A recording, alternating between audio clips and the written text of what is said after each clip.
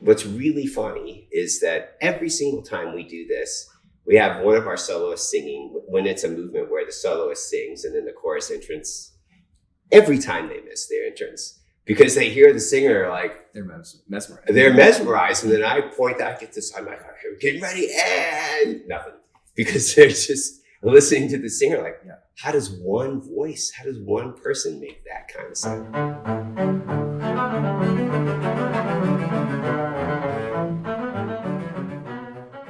Hi everyone, welcome to OSA Backstage. I'm Dani Meyer, this is Braveheart, and on today's episode, Serena and I talk to Ernest Richardson and Barron Breland. Yes, it is time to talk Choral Collaborative. This program is one of a kind in the country. It brings together 350 high school choir students, at least 350 students with the Omaha Symphony to perform a choral masterwork or two every November. We talk about assembling your own perfect mass. We talk about getting the kids to go past silly and lean into vulnerable and profound, and having faith in the big projects, even when you know it's a really heavy lift. We're so glad you're here. I think you're going to really enjoy this one. Sorry for Braveheart's butt shots, and enjoy. Thank you so much for being here. Are you comfortable? You're both leaning forward in a way. Oh, are we supposed to be cash? Well, you can't really, the couch is a little... You can't really be casual on this couch because it'll eat you. Yes. But is this okay? Will this work for the... Okay. Would you please introduce yourselves? Ernest Richardson, resident and principal Pops Conductor of the Omaha Symphony. Barron Breland, sometimes chorus master for the Omaha Symphony.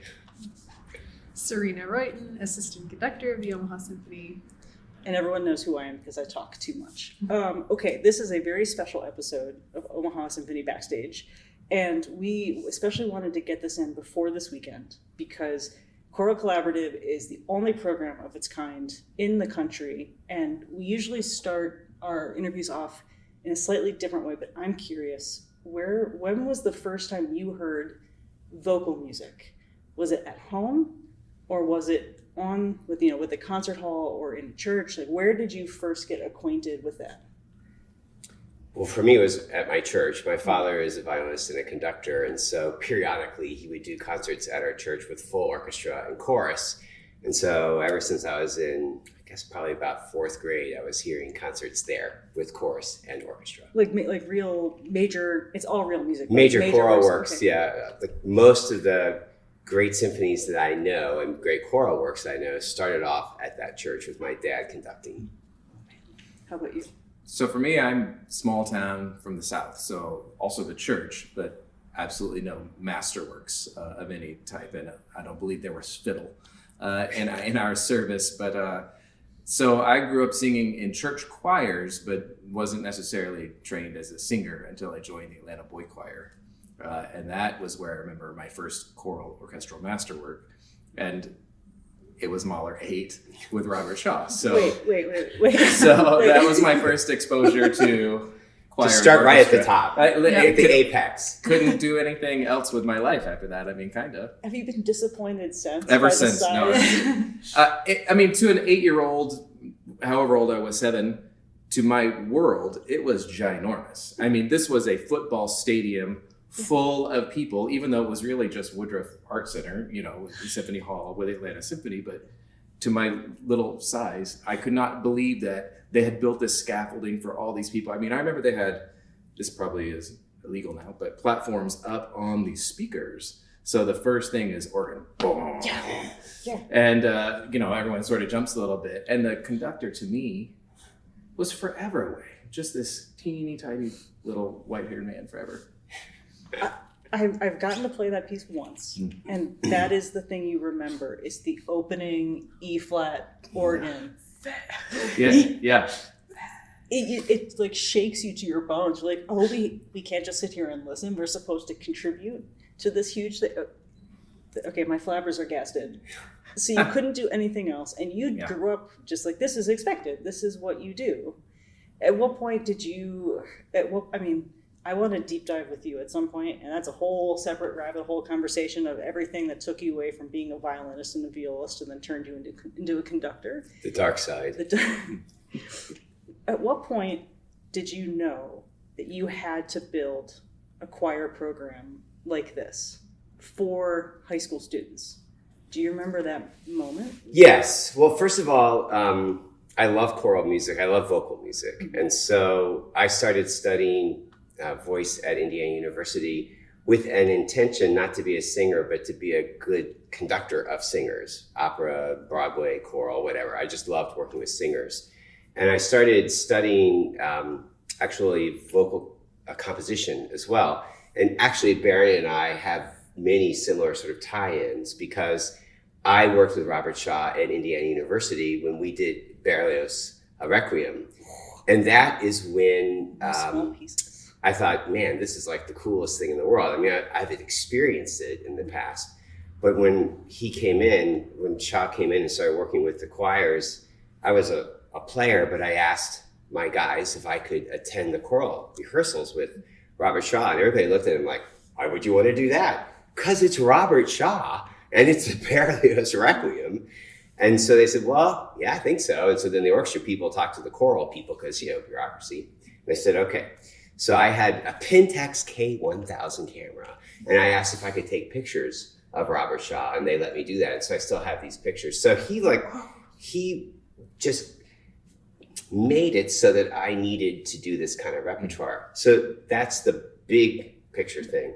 When I came to Omaha, it was in the early 90s. So to place it, it was the 2 back-to-back victories of the Huskers. And I wanted to have the orchestra serve this particular community. So I needed to understand what was significant and important to this community. Well, the Huskers, even though in the past 20 years, it's been a disappointment. In those first 2 years, it was very exciting. So I knew that. And then I said, well, what else? What else is unique about Omaha? And everybody kept saying the high school choral programs. Okay. There's no place in the country that I had lived, East Coast or in Phoenix prior, where anybody talked about the high school choral programs. So then I started digging around and saying, okay, so which is always the strength? Which program is always a strong program? So my spies came back to me, and it was Bellevue West with Don Reimer. So I called him up and said, I'm the new assistant conductor at the time of the Omaha Symphony. I've heard great things about you and your program. I'd like to come by and visit, meet you, hear your kids, just chat about what could happen. So Don is very proud of the fact that he used movable dole solfege to teach his kids how to sight sing. So the first thing he did is he pulled out their sight singing book and said, we're going to sing for Maestro Richardson. And then boom, and they're all singing, they're all sight reading on solfege. I'm like, oh my gosh, this is the most incredible thing I've ever seen in my life. I know, you're looking shocked. I know, I have never sung, ever, never joined a choir, never did that. I don't even know what movable, I don't know how you do that. I don't understand physically. Well, you went to IU, didn't you? I did, but So take 1, 3, 5, and you go, okay. Do, mi, so, and you're there. Great. Okay. Here. Okay. So it's the most incredible thing you've heard. You can't believe what you're. Yeah. Like high school kids sight singing. Yeah. Really amazing. So after that, anytime I would go visit with him, it always stopped off, no matter what, with him showing off his kids singing, sight singing on movable dove. So okay. So we were talking, and I said, look, if the end is your kids singing with my orchestra, what would that journey look like? And so he said, well, I only want to do complete works. Okay. So what complete work would you want to do first? And so I think it was Vivaldi Gloria. It could have been Vivaldi Gloria or Schubert Mass in G, but I feel like it was Vivaldi Gloria, but it was in the early days. So in that situation, we came down there. We had half the service as a rehearsal and the other half as a performance at the high school. And it was so successful, and the kids were so excited about singing with a professional orchestra, and he was so excited about making this possible for his kids, that we began this amazing program back at one school with one guy who really got the vision of what we were talking about.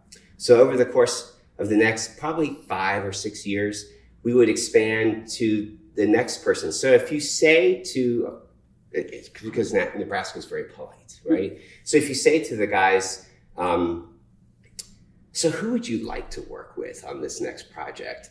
It gives them an opportunity to recommend who they want to recommend and perhaps not who they don't, right? So so he just gradually introduced me to more and more people who could catch this vision. The whole thing requires a team of choral directors who are so committed that they start working in the middle of August and make that the primary focus of their program until the first week of November. Does that even exist? Well, the answer is yes. So why? So the why is not to work with me. The why is to have their kids sing with the Omaha Symphony. It's amazing that the kids can do this, that have this opportunity. And it's amazing that the organization would invest the resources over 20 years to make this possible. I'm curious, did Don have the background that you two have of, I have heard choir with orchestra, I have heard these masterpieces, my kids deserve to sing these masterpieces? Do you know if he came from that road? Because when you say, what piece would you like to do and what can your kids handle? That's a genuine question you have to answer every single year. Mm-hmm. What can high school students with their high school voices prepare in time in a way that won't hurt them, it won't impede their growth, and will give them something that they can feel absolutely unbelievably good about at the end of November, at the end of the run? Right. All those critical. I think that the first stage of this was that Don had sung some of those pieces, but the school programs weren't set up really for the kids to have an opportunity to do these major works. So he knew of them, and I believe he had sung some of them, but he had never had a chance to prepare them. So that's very common in our choir's experiences. They'll go and they'll get their degree someplace, and maybe they sing one or two pieces with the big college chorale or something like that. But it's not set up where they can study and then teach that music to the kids. And some teachers might not want to do that because there's a tremendous investment of time. But the ones who do gravitate to this program, and strangely enough, in Omaha, there are always a circle of directors who really want to participate in this, whether it's in Latin, it's usually in Latin or often in German, or less often in German, and once in a blue moon in English. And then we do Carmina Burana every 4 or 5 years, and that's in all kinds of different weird languages that resemble Latin and German, but not really. So I think that's it. There's a desire. Certain people have a desire to stretch themselves as teachers into this big repertoire. And those are the people that are going to be interested in it. When you talk about how can they do it in a healthy way, we find teachers and we support teachers who teach healthy singing. So do no harm. And in place of big mature voices, we have a number of voices. So we'll have routinely 350, 400 voices up there, which is a really large chorus. Mm-hmm. But that takes care of the healthy part, that nobody has to sing louder than they can sing to get over the orchestra. And that was a process that we developed. But the other thing that's really important is I know enough about good singing to know when it's not being done, but I don't trust myself in actually teaching the technique of singing. So I have experts like Barron. I can hear something and I'll say, Barron, it sounds like this to me, and I'd like it to sound like this. And so then he will analyze that and then translate that into healthy singing. I've learned a tremendous amount from the 2 chorus masters I've worked with over the past 20 years. Even so, I always defer to them so that we make sure that we're choosing repertoire that's healthy, that's through the teachers, and then executing it in a healthy way. That's with a coach like Barron. And you're nodding quite a bit because you have choirs that you run and you work with regularly. How do you set that expectation as well, that you're going to rise to the occasion, but you're not going to overdo it? For the singers? Yeah. Well, first off, he's not giving himself enough credit. I am more and more futile in my existence, because he has learned so much that he says all of these things, and he says the translated version, and he's like, now say that in singer speak. And I'm like, you just did. You just took all of my good analogies, took all of my tips and tricks, and now I have nothing else to say. So I say simple things like sing louder. The health is a really critical part of it. And what is really great about the choral programs here in Omaha, especially at the high school level, is that they are really good at balancing all the competing goods that these singers are involved with. So they're not only singing in this project, but like you mentioned, they're doing other things throughout the course of the year. And some of them are in show choir, which is a totally different art form that is sweeping through the high schools. And the choral directors, especially that buy into this project, want their show choirs and their jazz choirs and their swing choirs or whatever they're doing else to come from a foundation of really quality singing. And so when they have those extra programs, they use this project because they not only get to work with us, but they get to work with professional singers. They use that as sort of a building block for the rest of their season and the rest of their curriculum, because now they get all this really wonderful quality singing instruction that supplements what they're already doing. Most of these people are already trained singers. That's what they went to their music ed programs with. And then you just bring in all of this extra help. Now they just have this foundation of healthy singing. In the same way dancers, you can specialize in hip hop, but if you start with a ballet corps, you have all of this range and versatility that you can do.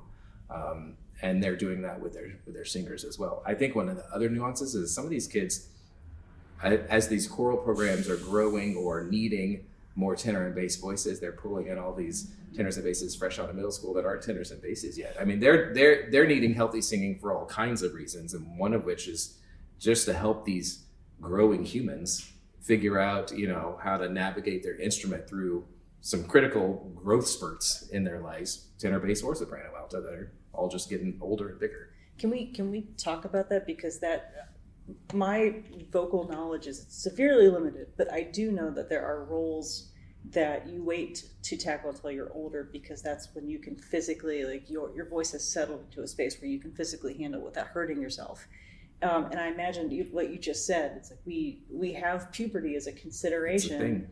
and the human brain doesn't stop developing until you're 26 on top of it. So you have lots of things that you're navigating. So how do you encourage kids to sometimes push through or to work with things that could be otherwise really irritating and difficult? Well, I think Maestro he touched on it a little bit. There's safety in numbers, right? So especially for the male voice transitioning, there's all squeaks and hops and skips in there that are mortifying and terrifying. And but when you're in this big crowd, you can sing through things. And I never had a voice change. So just as someone who started in a boy choir and sang through puberty, my voice just moved. It just sort of sang through healthy singing all the way down. I never had a moment where I was a soprano one day and a bass the next. And a lot of singers that sing through their transition find that that's the case. In the same way, any muscle that's growing, as long as you're working through it as you're headed towards whatever direction, you won't find skips or bumps or rough transitions. So I think that's good, actually, for high school singers to remain singing throughout their body's development. But the solo roles are tricky. I mean, those are for some grown-up singers. There are certainly some opera roles that you're right, that you wouldn't deal with that. The kind of singing in these masterworks is not that kind of singing, at least on the choir side. The soloists have a heavy lift, but the writing for the singers and the choir is not the same writing for the singers in the solo world. And I do love those moments when we get our soloists in front of our choir, and it's on paper it's 350 versus 1, and then you have a Siri or a Jessica or a Drell or Eric walk out there, and it's like, no, it's not an even contest. yeah. How we pick our soloists very specifically for this project. Can you talk about that? Yeah. On the first level, each piece that we do requires certain kinds of voices. So this year we're doing Lord Nelson Mass, and that's kind of standard issue bel canto singing. Mm-hmm. So there are a lot of people that can fit into that. When we do something like Carmina Burana or even Elijah, then you have to find for certain title roles certain kinds of voices that can pull that off. But that's relatively easy to do in the sense that lots of people want to work with orchestras, and really lots of people want to do this particular project, which is a story in itself, which I'm happy to go into. But we find the right voices for the repertoire, but then we go through a kind of interview process where I say, okay, so this is what we're about.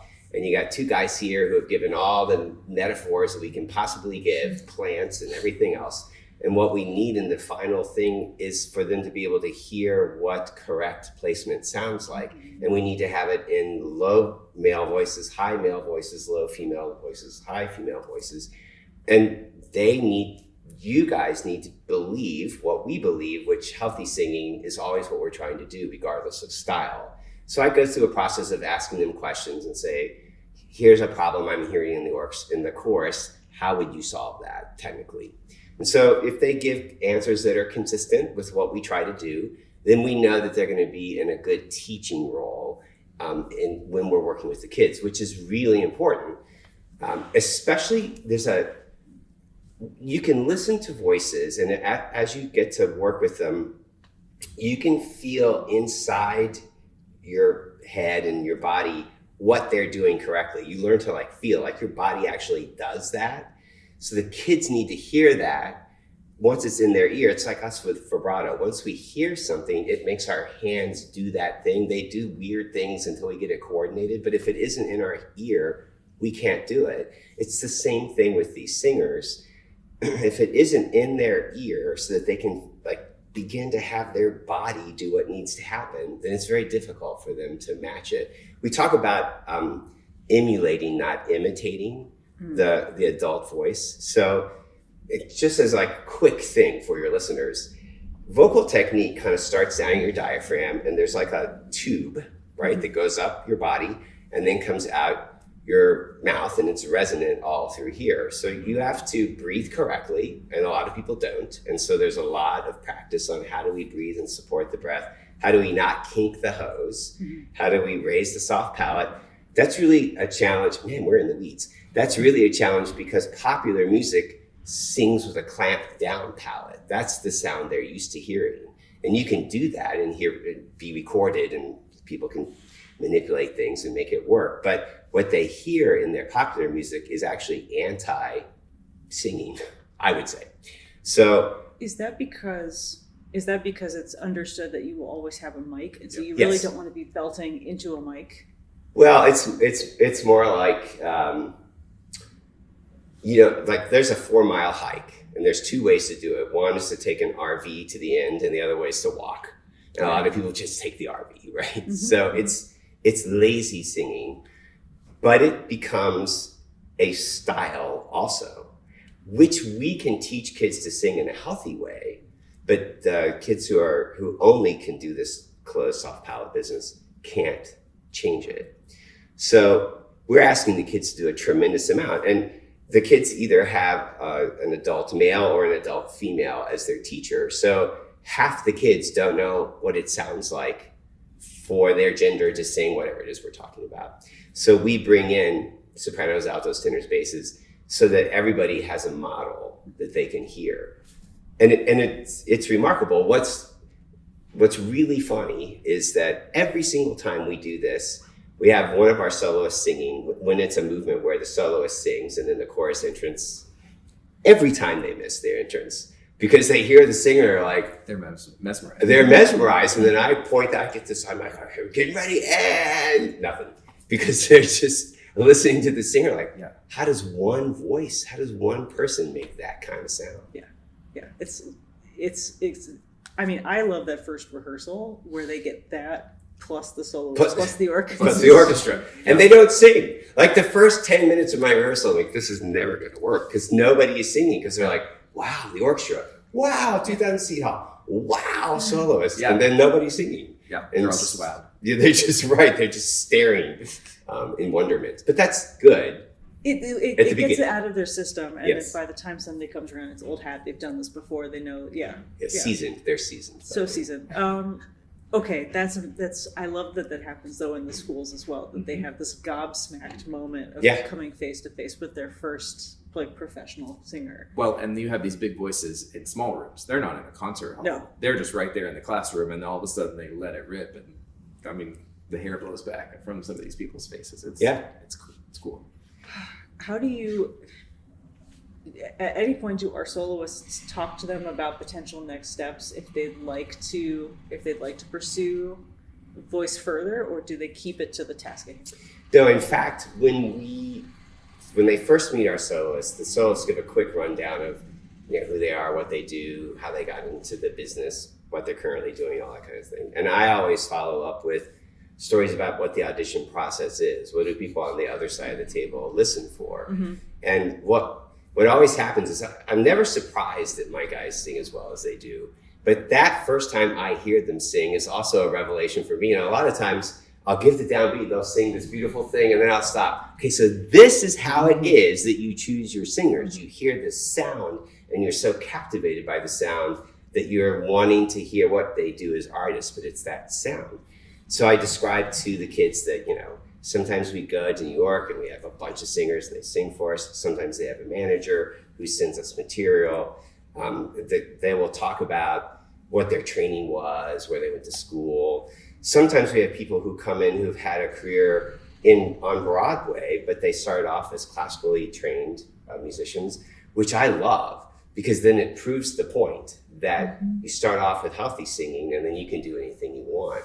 So often we have somebody in the mix that actually has a career as a Broadway singer. I mean, Siri Howard is our example this year, where she is equally at home singing the Haydn as she is to sing Elsa.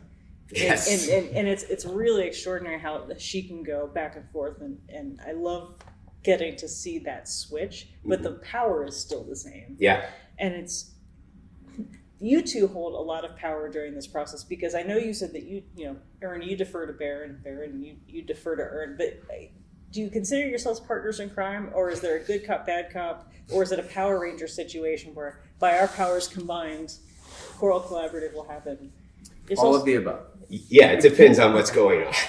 So there'll be situations where, I'm just like, this is not the standard, so I'll be saying. So I'm the bad cop and he's the good cop, because he can say, well, all you have to do is this. And then he gets to be the winner, and the kids love him. And they're like, he's so mean. Ernest is mean. And there are other times when, boy, that sounds pretty good. And Barron, yes, except sopranos, you are singing actually the alto note. And so we go back and forth. He is amazing. He's a beloved friend and a person who I admire so much that it's easy for me to defer to him when we have questions. It's also really, it's like training for me. So sometimes, this doesn't happen very much anymore, but sometimes in the early times, I've already conducted a piece. So I'll give him my score, and my score is carefully marked in the choral side. And so he'll look at it and be like, well, I do it this way, I do it, and so that we talk.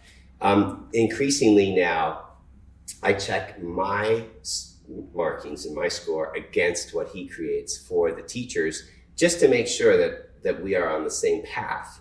So you're creating guides for the teachers before they begin. Yeah, we provide them with a ton of resources because we want this to be as helpful and efficient as possible. But one of them is a marked piano vocal score, so they don't have to think about, well, where do we need to put the breaths, or are we going to really hold this to the full value? We prescribe all of that for them. And yeah, at the beginning, he would put a breath here and I would mark the breath there, and then sometimes we chat about it. But now, the more that's in the repertoire, some of it's already marked from previous iterations, but it's always good to go in and refresh. I was gonna ask, do you, since we cycle through often like pieces over a certain number of years, does that mean that you are starting from a roadmap that you've used before, or do you prefer to kind of like crack open the score and act as if it's the first time and you're combing through it? It's both. It depends on the piece. So we did Elijah, and I marked it in a certain way, and then over time I've decided to mark things in a different way. So after a number of years, Elijah came back and I thought, is this the year that I'm going to start with a blank score and remark it? So it's the way I normally mark things now. Yeah. So this last year when we did it, that was the year. So I've got all these scores, and it's a big score, that have my old way of marking. And I don't know exactly what to do with them because I don't use that anymore. And so I took that opportunity to remark everything and to rethink how I think about it. So sometimes you take a piece and you redo it from scratch. Sometimes I'm so pleased with how the score is marked that I don't need to change that. I might change how I think about how to describe things to kids. One of the things that can feel very stiff when you're doing these masses is that the people don't know where the mass comes from. Or at least I'm not Catholic, so I just assumed the mass could be found in the Bible someplace. And so I thought, I wonder where that comes from. And then I realized that it doesn't actually come from the Bible. It's guys who wrote poetry and told these beautiful stories. So the mass is like a love story, but it feels sort of foreign because it's in a foreign language and because it's church. It's very structured, and it's kind of odd to have something so firmly structured, like this is the progression of it. Right. Or beautiful, depending upon how you think about things. And so to me, it's just these beautiful poetic gestures that talk about really metaphysical, supernatural kind of things, but in very personal language. Like if you sit and translate directly from the Latin and really understand what's going on, and you realize these texts have been crafted by people for thousands of years in the very early part of a sect that might not have even survived. And if you can approach it from this storytelling aspect, it really helps the kids say the text with meaning. To me, and one of the reasons I love working with Barron is that we're both text guys. Like if it's text, that shapes everything. It shapes your countenance, it shapes how you think about what you're doing, and it shapes their ability to communicate to the audience, even though the audience I know doesn't speak Latin. But we sense on a subconscious level or subliminal level that real language is being spoken, that there's real intentionality in what the kids are saying. It's not just syllables, la, la, la, la, la, going by. Some of the pieces are easier for that to come across. Elijah, the kids grab onto the drama, right? Yeah. There's all sorts of swirling fires and all of this stuff. I mean, it's easy for the kids to be like, oh, this is a cool moment, and the orchestra writing is equally dramatic. Most of the requiems, right? The confutatis in Mozart, it's really easy for the students to grab onto. But then we have things that are just a little more, I think you said structured, just a little more boxed in, like the Haydn Mass, where you have to really think about the words seriously and why a classical composer who wrote this particular style that by today's standards would seem classical, old or boring, and how inventive it was at the time, especially given what the text is, because the meaning of the text is how Haydn came up with some of these fun gestures that's in it. So it's a little trickier this year with this kind of piece, which I think is why it's paired so wonderfully with the Illuminare, which has a little more of the graspable drama in it. There is something really beautiful about how the mass text, for the most part, stays the same. Like if you say I'm writing a mass, then you are using these same parts and you use the same text, probably the same Latin, and yet everybody comes to it in an extraordinarily different way. Yeah. And I've just started this Eric Leinsdorf book, the Composer's Advocate, and it's wonderful. But one of the first things he says is you need to understand the language that is in the score and the composer's language, because if you refuse or you just translate it into something else, if you refuse to see that there's nuance in the differences in how they use their words and how they translate it and how it's supposed to mean, if you refuse to see that, you'll miss so much of the composer's intention. And Haydn choosing to use Latin versus someone like Brahms, who he went back and I'm explicitly using German and I'm using the Lutheran Bible. And, Elaine Hagenberg going and sourcing very specific texts outside of the Mass. Like, these are deliberate choices. So how do you, like you said, with the kids, where do you even begin when you're walking into that classroom the first time and you're opening up Lord Nelson? Like, okay, here's what we're dealing with. I mean, so it's so interesting to nerd out about the different settings of like Gloria through the ages. That was, I mean, grad school was for choral conductors in their master's and doctorate. That's all you're doing. You're comparing Kyrie to Kyrie to Kyrie, deciding how they're all different and which one's better. And you're planning your own funeral mass, and because you're going to have your perfect Kyrie and your perfect Gloria, and it's going to to be all these different composers. It's your death playlist. Yes, mashed together. Awesome. For you, those are. Well, the Kyrie is a C minor mass from Mozart. That's the best Kyrie. It's so good. There's no Gloria at a Requiem mass, so you don't have to really stress about a Gloria. Although it's your funeral, you can do what you want. That's probably true. I don't know. I'll have to think about it more. But the kids don't necessarily have any of all the musicological background of any of that. To them, all classical music is classical music, regardless whether it's Romantic or 20th century or Impression. They don't even have the starting point to have that kind of a conversation. So what I always have to remind myself, their brains are still developing. Still mush in there. And I think about it for me though, I had that earlier wow moment way before they did, where I got the privilege of being on the stage with Robert Shaw and the Atlanta Symphony and 1,000 singers, right?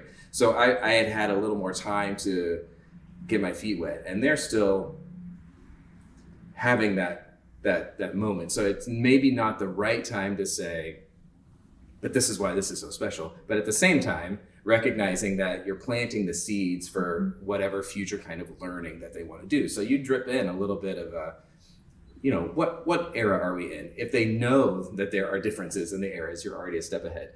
Baroque versus classical versus whatever. So they're excited about that. If they know where that is in the historical context of the printing press or the Reformation or whatever it is, then you're even a further step ahead. So you kind of go school by school and figure out where these kids are in their musicological journey, so you can start to have these super fun, nerdy conversations about why a composer might have chosen a particular thing. Haydn was more fortunate than others. He had a stable of prose, like a literal stable, right, that the musicians slept in. And so he got to write for a cohort of people.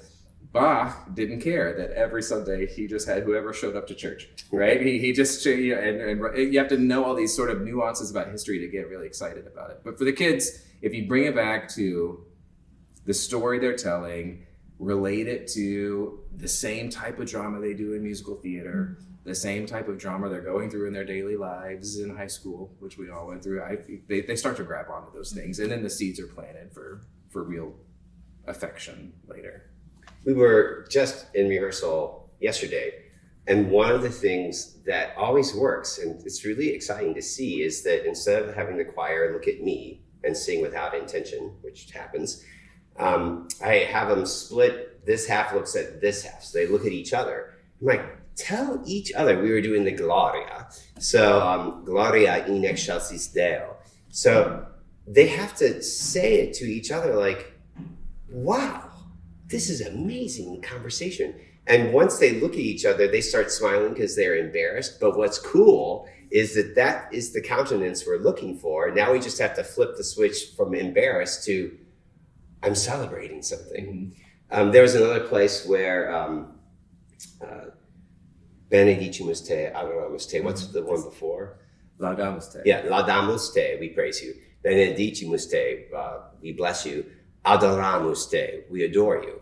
And so I said to the kids, I want you to think about, I'm going to be your maestro of romance. If you're trying to tell somebody that you care a lot about them, 3 things that you really like about them, and that the last one is that you adore them, it's never going to work if you just sit in monotone without any emphasis. That's not going to work. You are not going to find romance.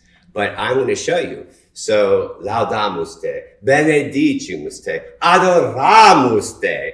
And so you hear them, and it's silly, but they can relate to that. And so you're taking words that are not even English, that have no inherent meaning to them. You're turning them into words as opposed to isolated syllables. And you're putting it in a context where, I sort of get that. And they are happy to laugh at me, which I'm happy to do. And then it's so weird to listen to the shift in their singing and in their vocal production, and where it is, like everything shifts to the right place. Because we don't think about it, right? When you say, hey, I'm not thinking like, where am I placing this and all that kind of stuff. I do it because I have an intention in what I just said. I want to get your attention. It needs to go a certain distance. If I was trying to go across the street, I wouldn't think like fortissimo with an accent. And you just say with intention what you're trying to do. But there is a vulnerability there. There's I would say the difference between something I really admire with vocal soloists especially is often they just have to be out there on stage the whole time, whether or not they're actually singing. They just get to be parked there, and yet they can't look bored. They have to actually be actively engaged with the audience almost the entire. I mean, Michelle DeYoung, when we did Das Lied von der Erde years back, it was unbelievable watching the way she held that audience in her hand, even as she sat for 20 minutes at a time waiting for her moment. And our solos have to do the same. I think there's a vulnerability in getting kids anyone to understand they have to look up and they have to engage, because otherwise it won't be as effective. So how do you get them to do that? Well, I agree with you, but I also want to remind you that the double basses are also on stage the whole time, and we're watching your faces just as closely as we're watching the singers' faces. And I try very hard to keep mine at a neutral.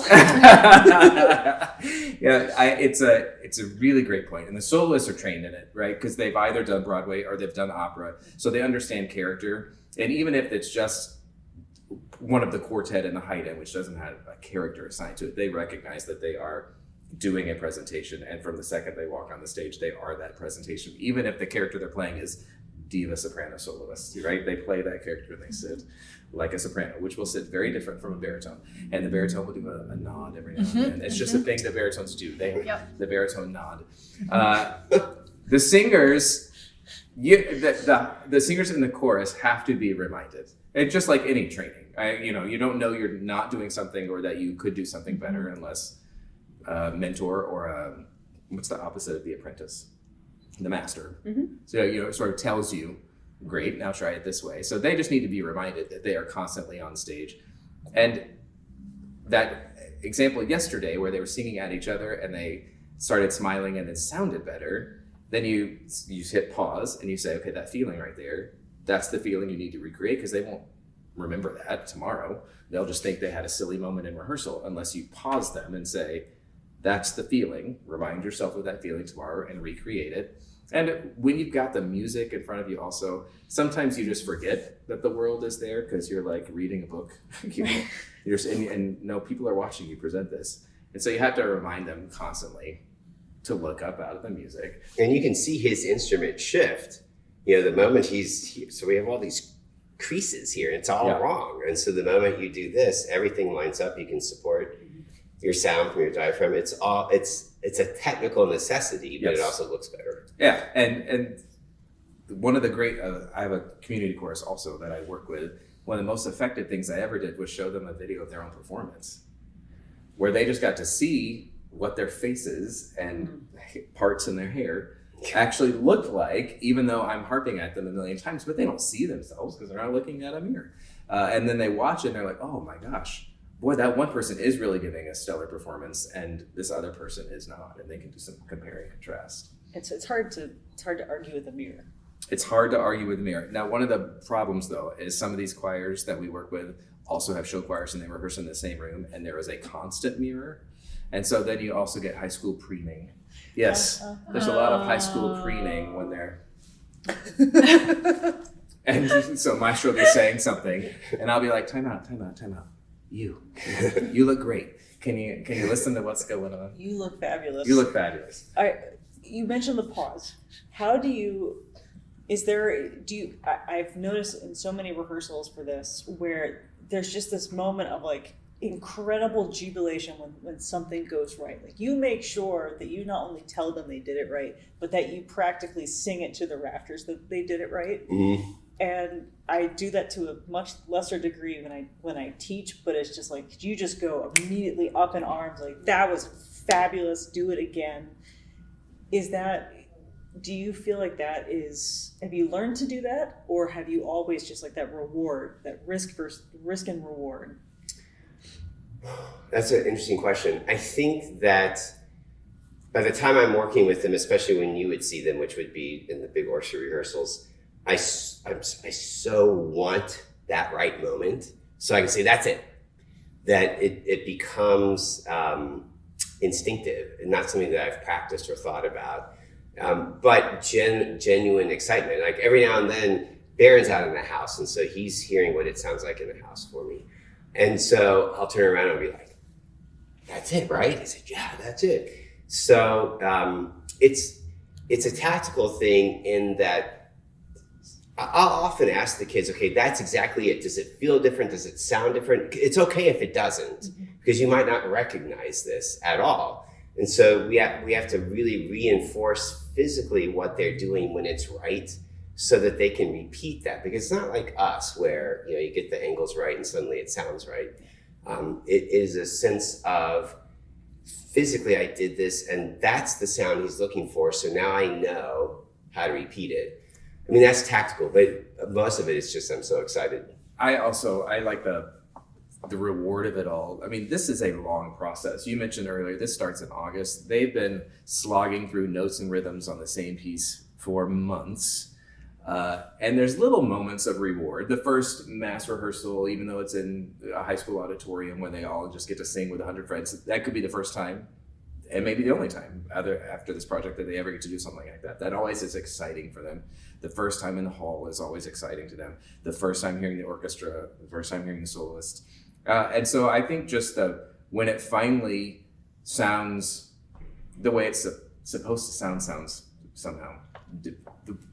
The joyful combining of chorus and orchestra that we all love so much.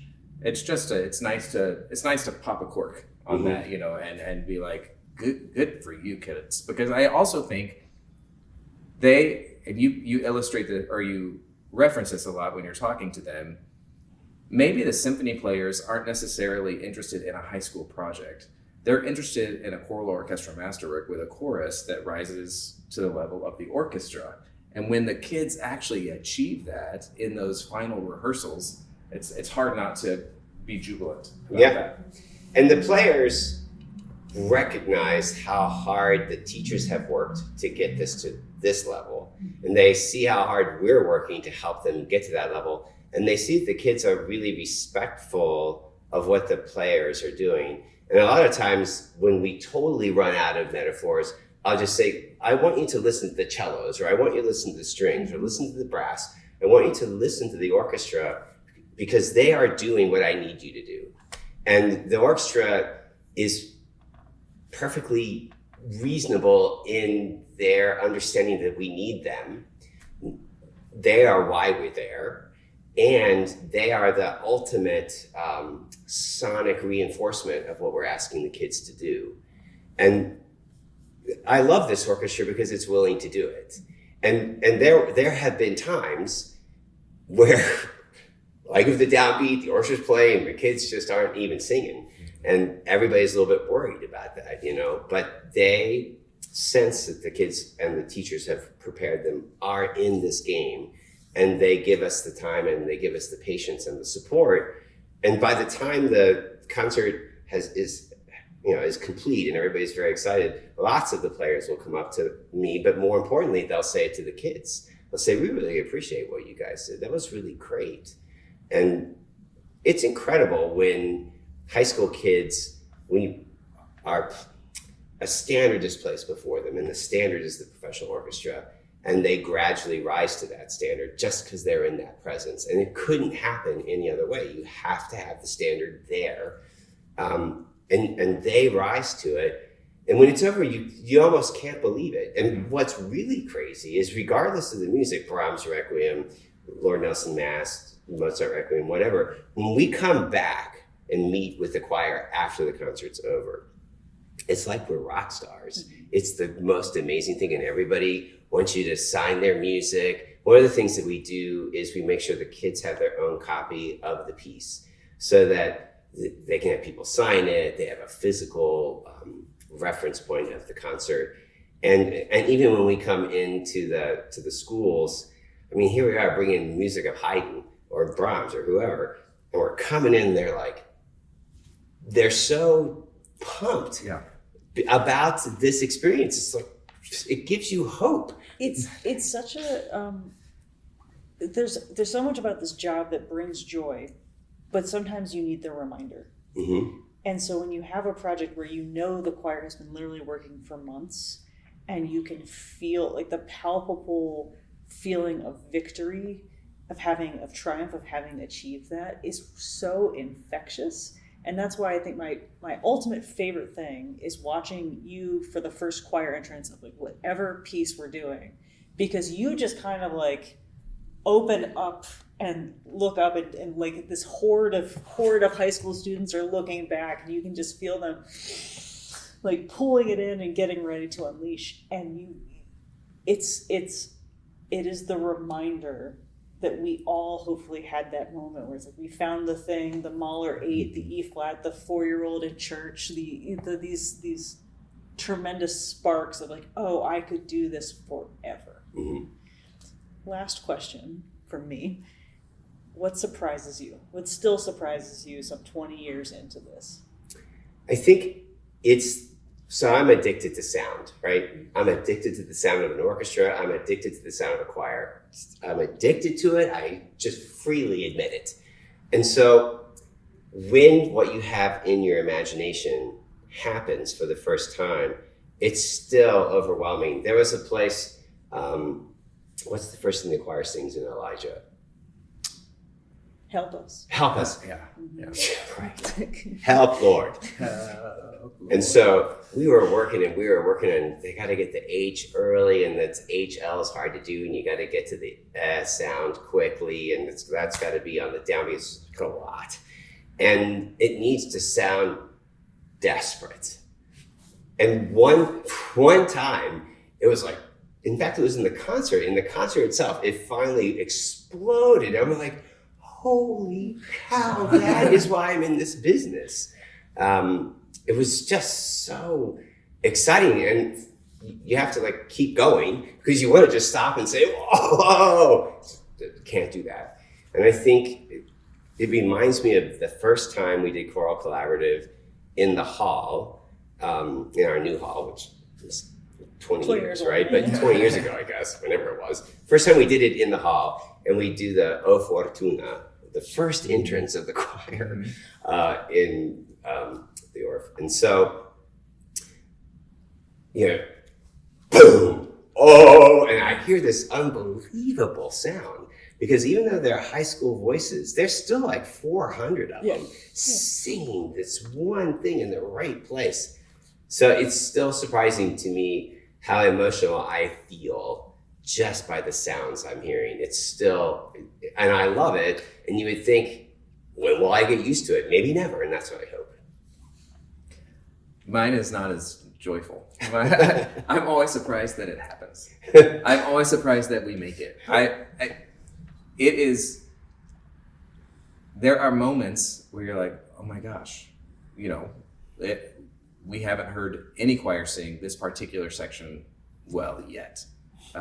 And we know that maybe this choir is going to help this choir. And it's never the same mix of choirs, so you never have the same sort of players and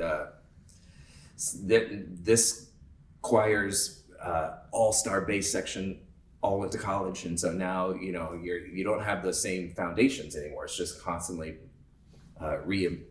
recrafting, and there comes moments where you're like, is this really gonna, is this what? But they never stop working. They never fail to see whatever that end goal is and wherever the standard is, and they just make their way to it.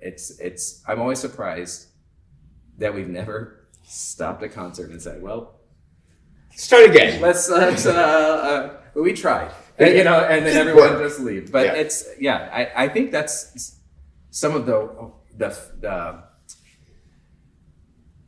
students, the fanboying at afterwards is just relief. Holy cow. And just to see the sense of accomplishment on their own face, and that like everybody's kid plays YMCA soccer, and then it gets to JV, and then it gets to varsity, and then maybe they get a college scholarship, and 1% of those people go on and play professionally. So that maybe is the case for this huge choir. You might get 4 people out of 400 that turn into musicians at a professional level. But what you've created are those Mahler 8 memories for everybody along the way. So now you have sports fans at every level, and whether they make it through college or whether they make it through JV, or even make it into high school, you now have these music fans that have these seminal moments to draw back on for the rest of their lives. And I still have people come up to me, whether I'm at a restaurant or something, and people will come up and say, "You probably don't remember me, but I was in Choral Collaborative at 1999. Yeah. And we did whatever it was," and they have very specific memories of that, and they'll tell you those stories.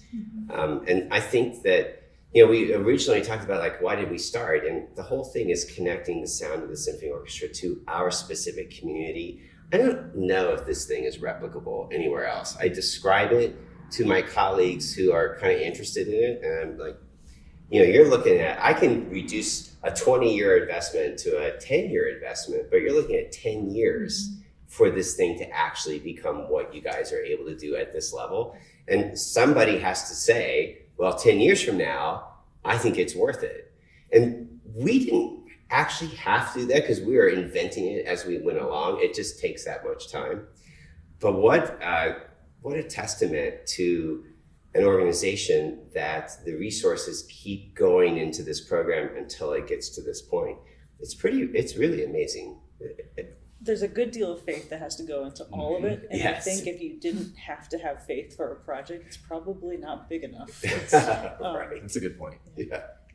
Thank you both so very much. It has been a joy. Thank you. Thank you. Appreciate it. Thank you. That was so good.